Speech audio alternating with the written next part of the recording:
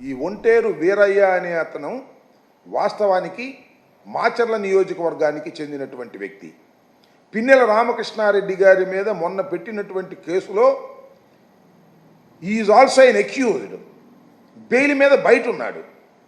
భయపడి వినుకొండ వచ్చి వాళ్ళ బావమరిది దగ్గర తలదాచుకుంటూ కూరగాయల వ్యాపారం చేసుకుంటున్నాడు. ఆటోలో కూరగాయలు తీసుకొని వెల్టూరు రోడ్లో వేరే చోటకు వెళుతున్నటువంటి సందర్భంలో తెలుగుదేశానికి చెందినటువంటి వ్యక్తులు, రౌడీలు దారుణంగా వచ్చి ఆటో ఆపి వాళ్ళ బావమరిదిని కొట్టి నరికి తల్లి చెల్లెలను పక్కకు నెట్టి ఇతన్ని తీసుకొని కిడ్నాప్ చేసుకొని వెళ్ళిపోవటం అనే దాన్ని మనం చూస్తే వాళ్ళ రాష్ట్రంలో ఏం జరుగుతుందన్న, రాష్ట్రంలో అసలు లా అండ్ ఆర్డర్ ఉందా? హోమ్ డిపార్ట్మెంట్ పనిచేస్తుందా? పోలీస్ వ్యవస్థ పనిచేస్తుందా?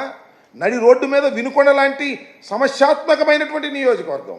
మొన్ననే వినుకొండలో అతి దారుణంగా ఒక వ్యక్తిని నడి రోడ్డు మీద బహిరంగంగా నరికి చంపినటువంటి వినుకొండలో లా అండ్ ఆర్డర్ లేదే. ఎవరిని పడితే వాళ్ళని ఎత్తుకుపోతున్నారే. మరి నేను ఈ సందర్భంగా చెప్పదలుచుకొని ఎస్పీ గారితో కూడా మాట్లాడాము. ఆయన కూడా మేము వీఆర్ గోయింగ్ టు యాక్షన్ అండి, మా టీమ్స్ రీచ్ అవుతున్నాయి, మేము యాక్షన్ తీసుకుంటామని ఆయన చెప్పారు. నేను అనేది ఏమిటంటే, ఆ వ్యక్తికి, ఒంటేరు నాగరాజు అనేటువంటి వ్యక్తికి ఏ విధమైనటువంటి హాని జరిగినా దానికి బాధ్యత వహించవలసింది నారా చంద్రబాబు నాయుడు గారి ప్రభుత్వం. దీని మీద తక్షణం స్పందించాలి. అతన్ని ప్రాణహాని లేకోకుండా కాపాడవలసినటువంటి బాధ్యత ఉంటుంది. ఆయన ఒక కేసులో ముందే అయితే అవ్వచ్చు, అది చట్టపరంగా జరగవలసినటువంటి అంశం. ఆయన బెయిల్ మీద బయట ఉన్నాడు.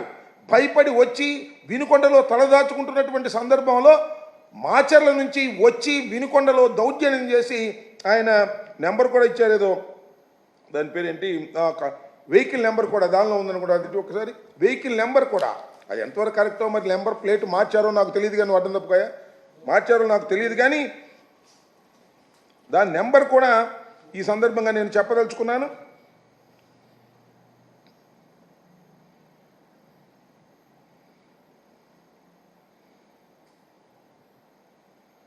AP 37 CU 9252 కారులో నాగరాజు కిడ్నాప్ చేసి తీసుకువెళ్ళారు.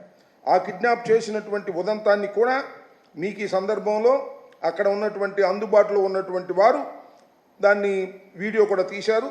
ఆ వీడియోను కూడా చూడండి, నడి రోడ్డు మీద ఏ విధంగా జరుగుతుందో.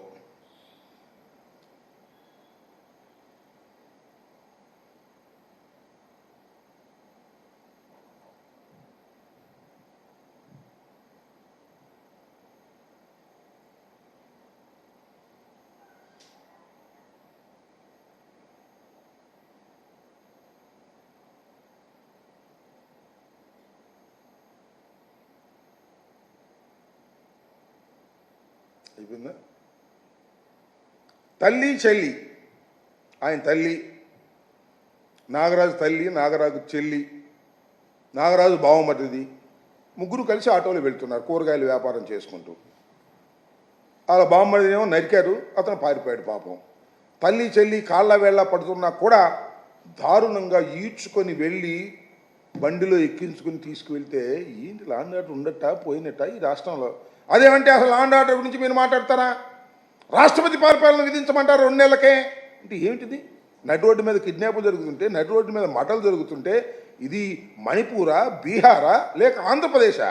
చంద్రబాబు నాయుడు గారి నాయకత్వంలో జరుగుతున్నటువంటి ఈ ప్రభుత్వంలో అంటే రెడ్ బుక్ రాజ్యాంగం నడుస్తూ ఉన్నది. పోలీసులకు అసలు ముద్దాయిల్ని కానీ నేరస్తుల్ని కానీ ఏదైనా గొడవ జరుగుతుంటే ఆపేటటువంటి హక్కు లేనటువంటి రాజ్యాంగం ఇది చలామణి అవుతుంది. రెడ్ బుక్ రాజ్యాంగం నడుస్తూ ఉన్నది.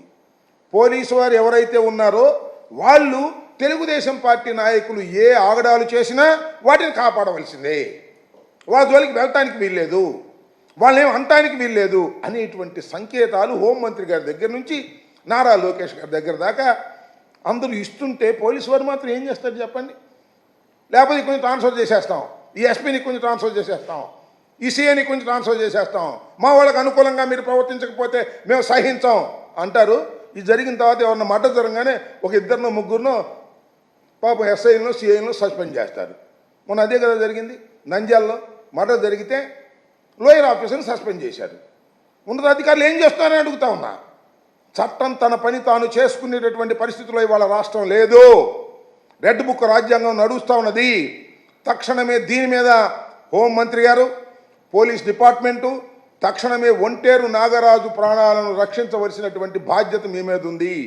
అతనికి ఏమి జరిగినా బాధ్యత వహించవలసింది నారా చంద్రబాబు నాయుడు గారు, గుర్తుపెట్టుకోమని మనం చేస్తున్నా. ఒక నిండు ప్రాణం పోతే ఏంటి ఈ రాష్ట్రంలో? ఏం చేస్తుంది ఈ రాష్ట్రం? ఆటవిక రాజ్యం చేస్తుందా? లేక అన్యాయాలు అక్రమాలతో మనుషులు నరికి చంపేటటువంటి పరిస్థితుల్లో ఇవాళ మీ ప్రభుత్వం ఉందా అని అడుగుతా ఉన్నా. దీన్ని తక్షణమే యాక్షన్ తీసుకోవాలి.